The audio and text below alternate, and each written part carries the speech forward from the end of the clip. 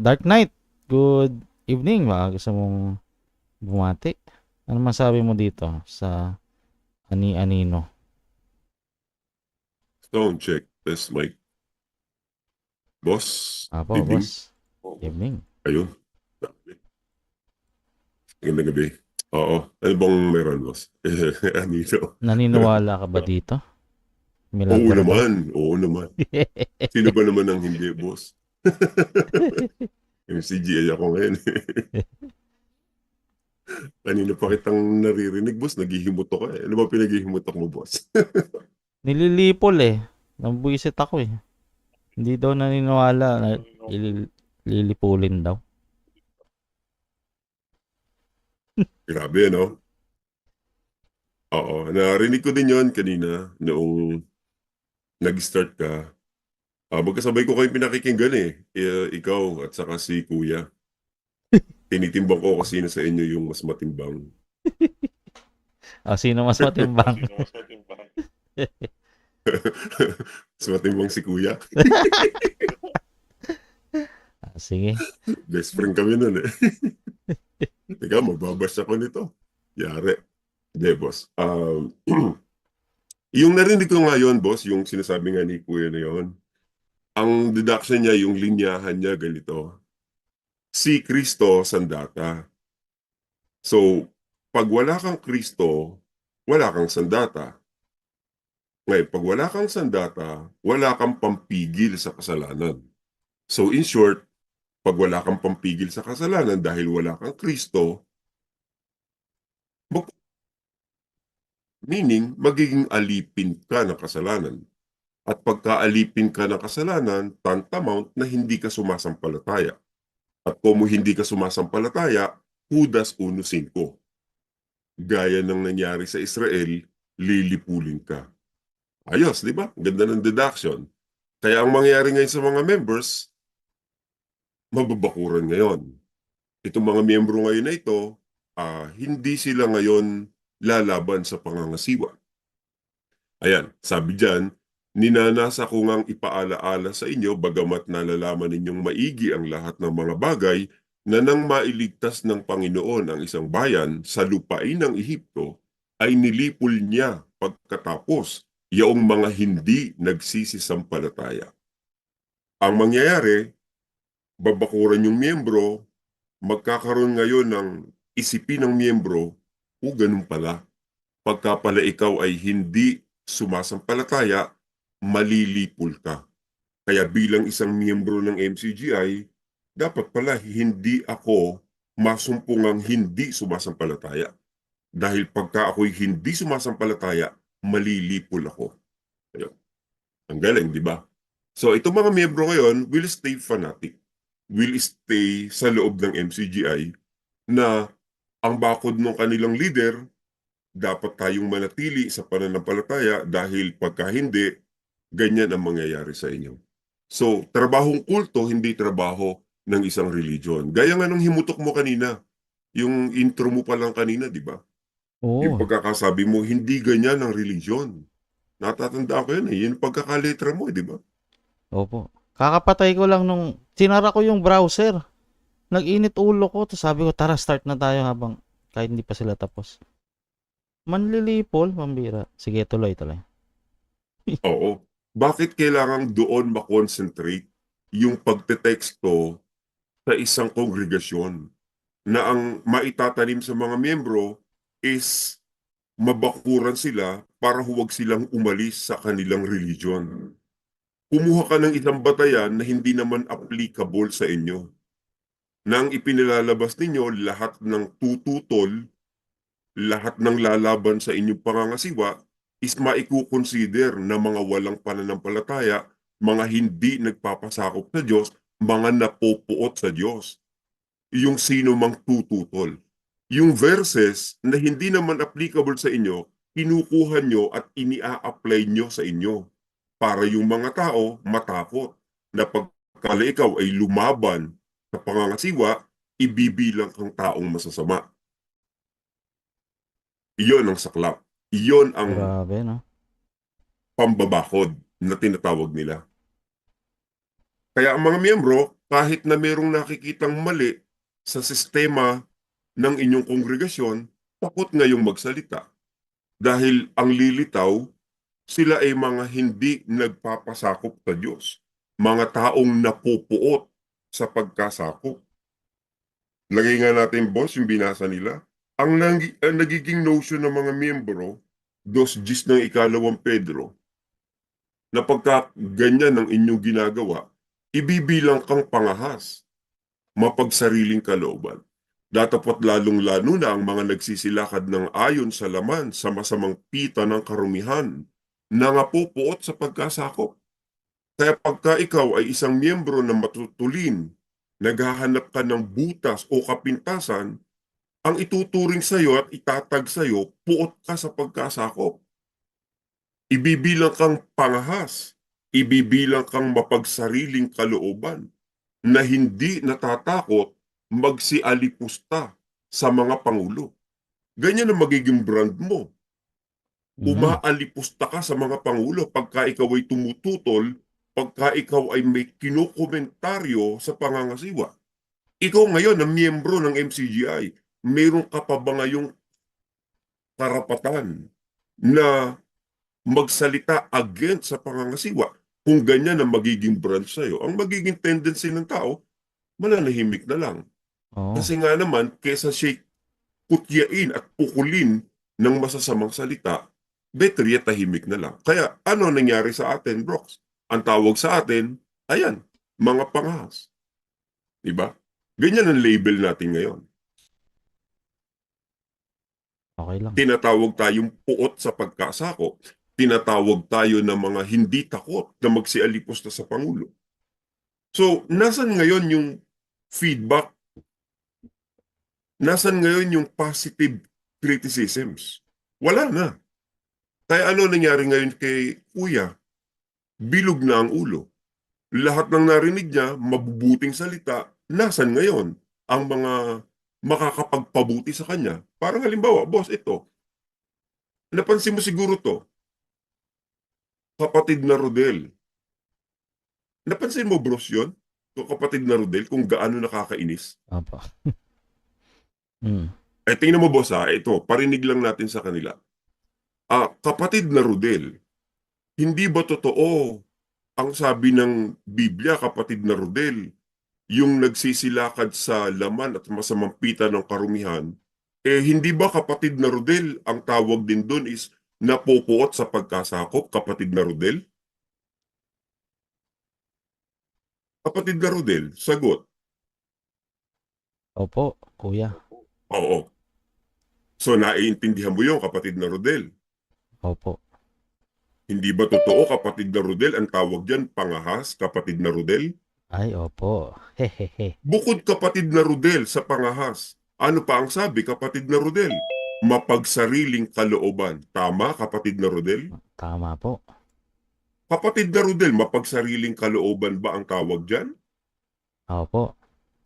Ah, Kapag mapagsariling kalooban ka, kapatid na Rodel, pangahas ka ba? ay, pangas po. Very good, kapatid na Rodel. Kasi sabi dyan, kapatid na Rodel, mga pangahas.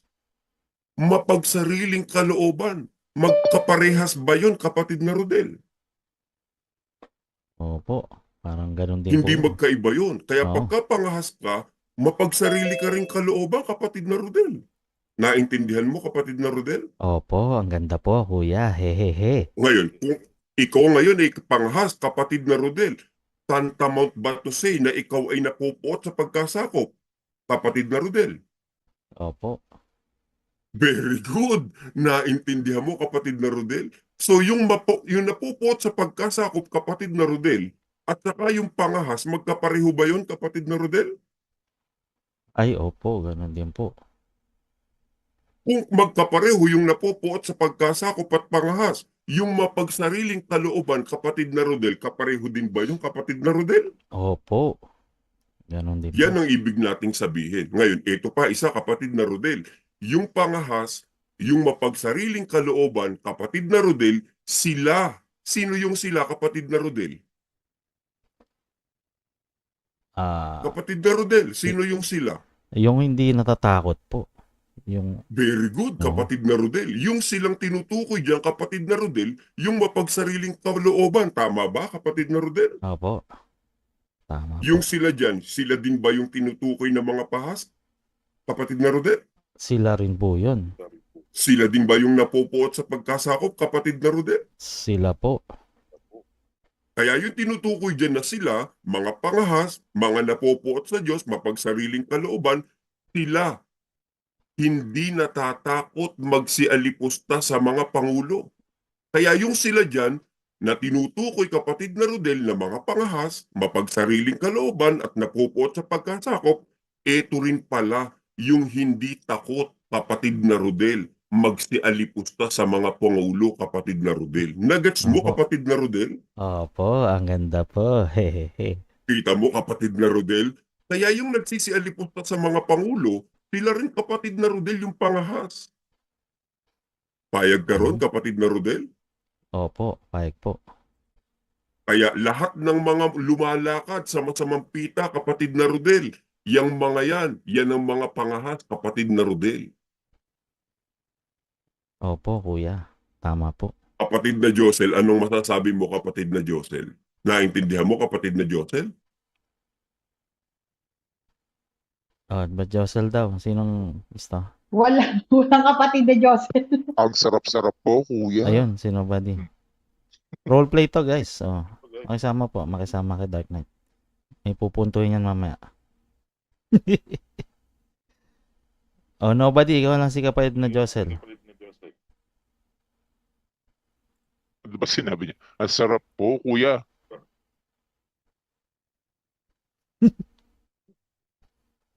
Yung boses Naintindihan, dapat matibot. Ano ba yan? Si Badlon dapat. Si Brad Loan dapat. Ikaw na magbatibot. Nobody. Paano ba yun? ayan, babati-buti naman ni kapatid na Josel. Tingnan mo boss, ano, ako, ewan, I mean, sa atin naman, tol, tinuruan naman tayo ni Bes, ni Brad Eli. Kayo, di ba, Brooks, mga manggagawa kayo. Yan, si Nobody. Mga manggagawa yan eh, sina Nobody eh. Mga matitikas na mga manggagawa yan eh. Tinuruan ng mga manggagawa sa loob ng MCGI kung papaano maging mahusay at epektibong mga worker. At sa kanilang pagteteksto during screening, di ba, Brad Nobody, pagka tinuturuan kayo sa screening, minsan nagiging mannerism niyo yung salitang mga kapatid, di ba? Oo. Kaya huwag tayong mga kapatid, mga kapatid, mga kapatid, di po ba? Pagka sa screening na ganun, pinagagalitan ka ng nag-i-screen eh. Huwag nating gasgasin yung salitang kapatid, mga kapatid. Ang sabi po rito, mga kapatid, pakinggan niyo po sa isang talata, mga kapatid, ng unang Korinto 6, versikulo 9, mga kapatid. Ganito po ang mababasa natin, mga kapatid. Sa screening, napapansin nyo nang nag-i-screen eh. Mannerism ang tawag nila ron eh. Pinabababa na nga sa pulpito ng nag-i-screen yun eh. Eh Binibilang yun. bakit ngayon, mababasa mo sa Reddit, paramihan ng salitang kapatid na Rodel. Kung sino raw ang makakatumpak ng eksaktong bilang may papremyo. Hindi ko talaga magets. Bakit dati tinuturuan natin ang mga manggagawa na wag maging mannerism yung pagsasalita ng mga kapatid? Ngayon, yung nagtuturo, eto na ngayon. Puro kapatid na Rodel, puro kapatid na Rodel.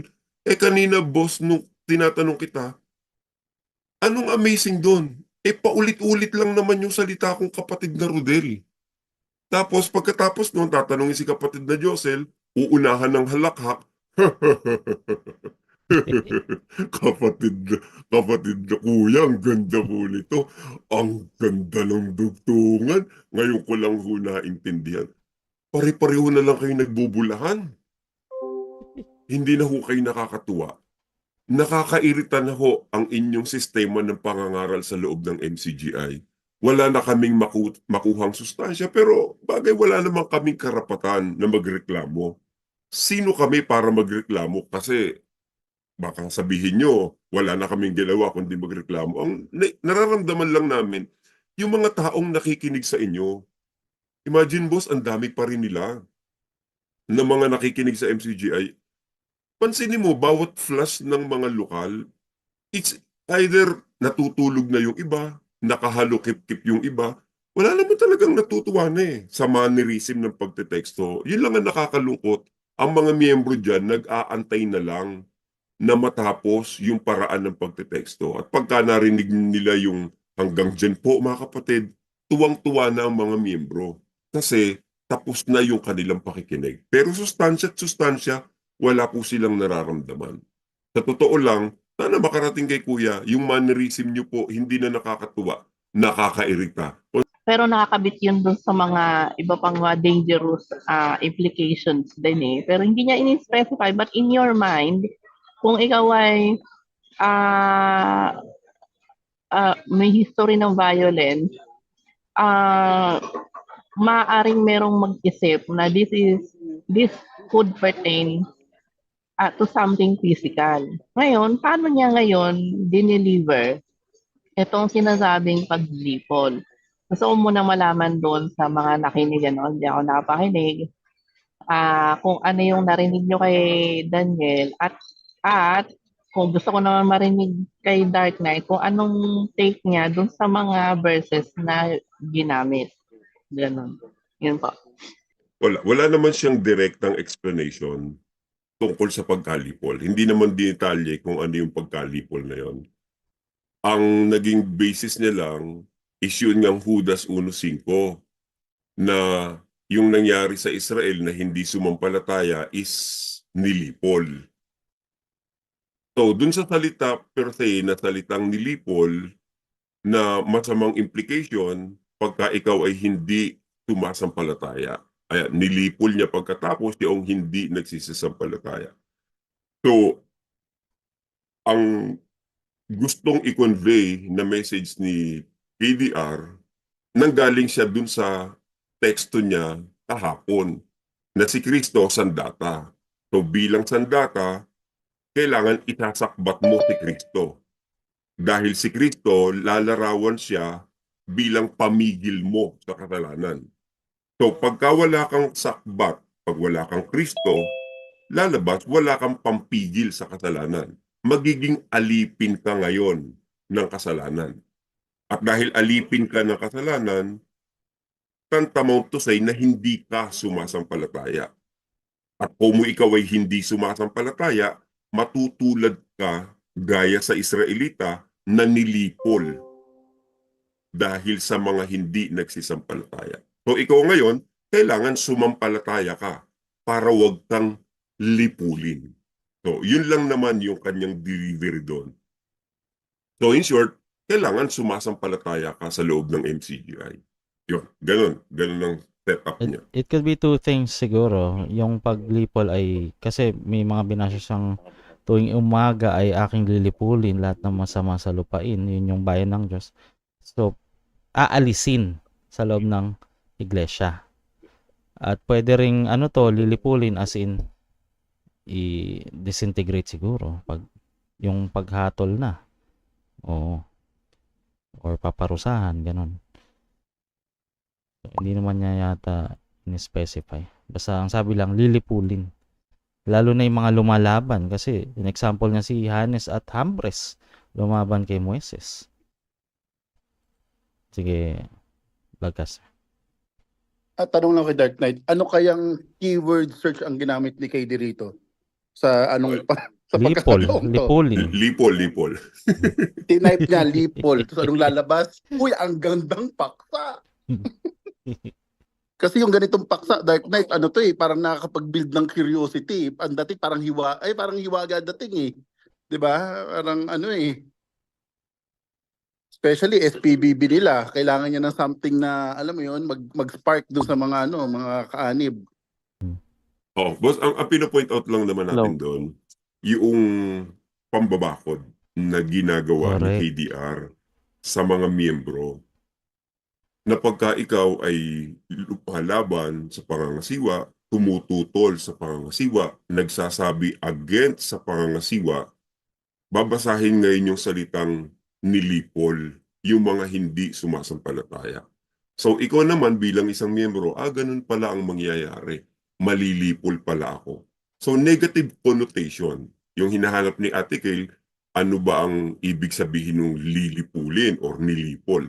Wait, hindi na nga nila in-explain. Pero to cut the story short, negative connotation yon. Kumbaga, hindi naman mabuti yung salitang lilipulin eh. So whatever would that mean, yung salitang lilipulin, papatayin, pupuksain, titiwalag, whatever, negative yon sa isa part ng isang tao. So bilang miyembro, eto na ako ngayon. Tatahimik na lang ako. Kasi ayokong maging branded ako na taong masama. Ayoko maging branded na taong napopuot sa pagkasako. You don't have any free will to say against sa pamunuan ng MCGI. So mananatili ka na lang dyan na nakabalot sa takot. Ganyan na nangyayari sa majority ng mga members. Wherein, kung i-assess mo naman, hindi naman siguro masama ang magbigay ng feedback, ang magbigay ng comment. Gaya ng comment na, gusto ko sanang ilitaw mo kanina, Brooks. Noong nagtitexto tayo at sinasabihan kita ng kapatid na Rodel. Ay ng feedback, kung sabihin mong, Brad, alam mo, paulit-ulit ka na po ng kapatid na Rodel. Mas marami pa po ang salitang kapatid na Rodel na narinig ko kaysa sa Panginoong Hesukristo. Hindi ba dapat mas maraming salitang Panginoon, Hesukristo or Kristo ang marinig sa kongregasyon kaysa sa ang naririnig at tumatatak sa'yo, kapatid na Rodel, kapatid na Rodel, kapatid na Rodel. Feedback yun eh. Maganda sana yun na maitawid kay Kuya. Kuya, why don't you listen to yourself? Pakinggan mo rin po sarili mo, nakakairita ka na po pakinggan. Ang tumatatak na po sa amin, puro kapatid na Rodel at kapatid na Rodel na po ang naririnig namin. Di ba mas maganda nga marinig na mas marami Kristo, Panginoon, Diyos sa isang religion? Kaya nga yung isa, yung CC7 ba yun? Siya yung nagbibilang kung ilang kapatid na Rodel na yung nababanggit ni Kuya eh. So, ayun lang ibig naming sabihin. Gusto lang naming magbigay ng feedback. Kaya lang, meron ka pa bang kalayaan at karapatang magbigay ng feedback? Palagay mo, boss, pag sinabi natin yan, KNP, kapatid na KNP, ba't naman po ganun si Kuya? Nakakairita na pong pakinggan, puro kapatid na Rodel na lang ng kapatid na Rodel. Palagay mo, boss, ano isasagot sa'yo ng KNP? Pag ikaw ang nagsalita ng ganun. Tutuwa kaya KNP sa'yo pagka nagtanong ka ng ganun? Pag nagbigay ka ng feedback, yan, itatag ka as masamang diwa, napupuot ka sa pagkasakop. So, wala na yung tinatawag nilang feedback eh. Alam mo, sa corporation, merong feedback eh. Brooks, di ba sa inyo merong feedback, ano? Kasi nag-ooperate yata kayo ng isang business. Opo, quarterly meron. Medyo Oh, exaggerated boss, yung mag-aayos word. na ako ng technical side. Sige po. Nag-feedback din sa akin. Sorry ah. Kayo muna, boss. Apo, yung word na lilipulin, ito po, means to annihilate, wipe out. Matindi tong lipol na to, kaya matatakot ka talaga eh. Or utterly destroy. Destruction talaga to, total destruction. Ayan, aking lilipulin lahat ng bagay sa ibang lupa. At, I will utterly consume all things on the face of the earth. Lipol. Sounds familiar. Dark Knight, nandiyan ba? Boss, okay na? Yes. Sana Po. huwag Apo. mag-feedback. Ayun. Oo, Del, nakuha namin yung point na in-erase mo. At yun din yung mga sentimiento ng maraming mga nakikinig sa atin, yung ipinoint out mo. At isa nga yan, hinangaan noong kausap ko na tibay, kaibigan ko yun, boss eh. One day siguro makikilala mo yun. Na bakit gano'n? Napaka-unfair naman ang mga kapatid sa loob ng MCGI, may mga tindahan nagtiyaga na hindi magtinda ng alak dahil sa pananampalataya. And yet, meron tayong nangasiwa na di umano ay nagtinda raw ng alak. Yon ang nakakalungkot na pangyayari. At yan nga, Adel, yung isa sa mga nagpatinag sa pananampalataya ng iba para manghingi ng kasagutan. Unfortunately, hindi na talaga yan kakantiin. Kasi better yet, silent na lang kaysa naman sa maungkat pa yan ng ibang mga membro. May mga hindi nakakakilala sa'yo, hindi nakakakilala sa Broccoli TV, pagka yan ay ini-open up pa ni KDR, baka mabuksan pa ang kamalayan ng mga taong makikinig sa kanila. Well, yung binabanggit ko lang naman kanina, Brox, yung paulit-ulit. Okay lang naman yung paulit-ulit, pwede yun eh. Sabi nga no sa kanta eh, kahit paulit-ulit, kahit anong pasakit, aking titiisin, huwag ka lang mawawala sa piling ko. Ayun. So, kung mayroong mga paulit-ulit na pasakit dahil sa pagmamahal, okay lang yun eh. Pero yung paulit-ulit na kapatid na Rodel, talagang hindi ko na kinakaya talaga. Kasi sa loob ng MCGI, yung mga miyembro dyan, tanggapin po natin at hindi, binubusalan ang bibig ninyo sa pagsasabi ng tunay niyong nararamdaman. Nawawala po sa inyo yung freedom o yung kalayaan ninyo na makapagsalita at makapag-voice out ng sentimiento di asukal po ninyo. And pagka gano'n ang isang religion, that no longer healthy. Parang sa isang relationship, kumbaga po sa mga mag-asawa, pagka nadideprive ka na sa maraming bagay at hindi ka na makapagsalita, napaka-unhealthy ng ganyan. And try to imagine your life bilang isang babae na takot kang magsalita sa tunay mong nararamdaman. Dahil kapag nag-open up ka, alam mong mapagsasabihan ka lang. Ganyan na nangyayari sa inyo sa religion. At imagine kung ganyan na klase ng buhay mo bilang isang asawang babae na takot kang magsalita ng nararamdaman mo dahil baka ma makututan ka lang, awayin ka lang ng asawa mo. Pagka ganyan ng sitwasyon mo, sabi nga nila, mas maigi pa yung manahan ka na lang sa isang ah, ilang na lupain kaysa ganyan ang makakasama mo. Pagka ganyan po ang religion po ninyo na magsasabi ka lang ng feedback mo sa inyong nararamdaman o sa inyong na-oobserbahan, itatag ka na isang masamang tao at magiging branded ka na. Napaka-miserable ng inyong pagre-religion. Diyan nga pumapasok, Brox, yung sinasabi natin, nakagandahan ng feedback. Sabi ko nga sa'yo kanina, may business ka, Brox. Di ba, sa isang restaurant lang halimbawa, ah, nakita mo yung pagsiserve sa'yo, matagal, ang tagal mo maghintay ng pagkain, and then pagdating pa ng pagkain, malamig pa. Tapos, serve dun sa restaurant is walang galang or walang respect sa'yo bilang isang customer. Di ba maganda na pinag-aaralan yon at suriin mo bilang isang may-ari ng isang restaurant na ano ba ang nagiging problema? Bakit ba matagal ang proseso sa kitchen? Bakit? So, nag-i-improve ang isang company pagka nagkakaroon ng negative comment or feedback. Parang halimbawa sa isang sales lady, halimbawa ang feedback sa kanya is hindi siya magalang or hindi siya magiliw when it comes to sales. So, sa mga ganon, mababa ang sales na papasok sa isang negosyo. So maganda na pinag-aaralan kung bakit mababa ang sales. So para yon sa betterment ng isang company.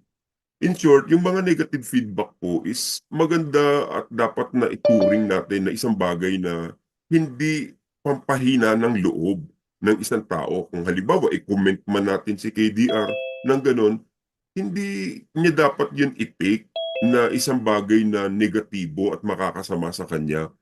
Actually, effective tool yun ng isang company sa isang negosyo for betterment at lalo naman po sa pangangasiwa ng religion.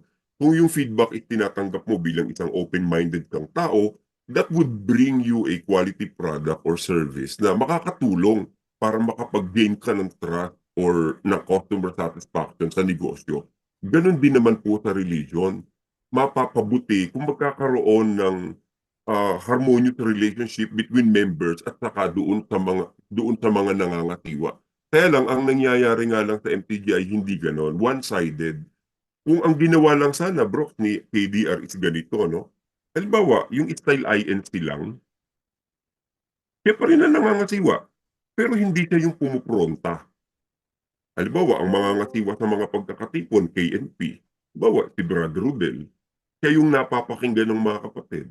Tapos ang gagawin lang halimbawa ni Brad Rodel, ipiplayback niya lang yung video dati ni Brad Eli. Tapos pagkatapos na ma-playback yung video, magsasalita kay NP. Ayan po mga kapatid, ang ating kapatid na Eddie. Narinig niyo naman po, di ba? Kahit wala na po siya sa ating kalagitnaan, yung teksto niya lapat na lapat pa rin hanggang sa ating panahon. Di po ba? Palatandaan tugo nga talaga ng Diyos si Brad Eli na alam niya kahit wala siya, effective pa rin na nakakatulong sa mga kapatid. At yan po ang ating pakta. Tapos no, susunod naman pagkakatipon, si Brad Danny naman na magsasalita, playback uli yung video ni Brad Eli. Palagay ko kung halimbawa ganun lang, bro, kayo po, sa lahat na nakikinig, palagay nyo kung ganun na naging sistema, palagay ko hindi ganun ka-obvious eh.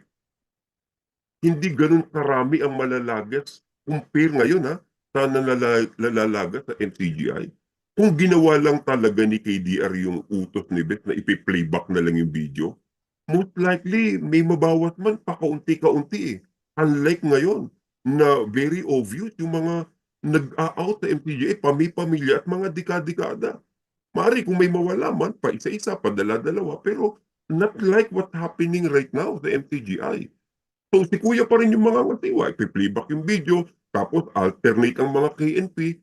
At least, siguro, hindi ganon kainip ang mga miyembro, hindi ganon karami ang naririnig nyo. Kaya lang, hindi nyo pinakinggan ang mga members nyo.